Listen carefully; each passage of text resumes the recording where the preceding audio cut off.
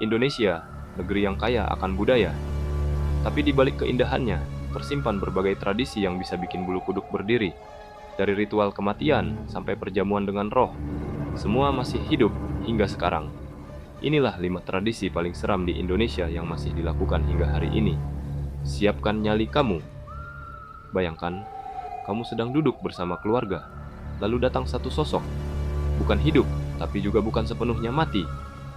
Di Toraja, ada sebuah tradisi yang disebut Mak Nenek. Setiap beberapa tahun sekali, keluarga akan menggali makam kerabat mereka untuk dibersihkan, dipakaikan baju baru, bahkan diajak foto bersama.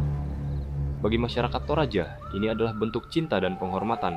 Tapi buat yang nggak biasa, ini jelas bikin merinding. Di antara gender pria dan wanita, ada satu peran spiritual yang dipercaya sebagai penghubung antara dunia manusia dan roh. Mereka disebut bisu. Bisu adalah pendeta suci dalam budaya Bugis. Saat melakukan ritual, mereka bisa masuk ke dalam keadaan trance, ditusuk tanpa merasa sakit, bahkan bisa berbicara dengan arwah. Tradisi ini dipercaya sudah ada sejak ratusan tahun lalu, dan tetap dilestarikan sampai sekarang, meski sudah mulai langka. Kalau kamu pikir kematian adalah akhir, di suku Dayak Ngaju, itu baru awal. Tiwah adalah ritual pengangkatan tulang, dilakukan berbulan-bulan setelah seseorang meninggal. Tulang belulang akan diangkat dari kubur, dibersihkan, lalu ditempatkan di rumah khusus bernama sandung. Tujuannya agar roh si mati bisa mencapai alam baka dengan tenang.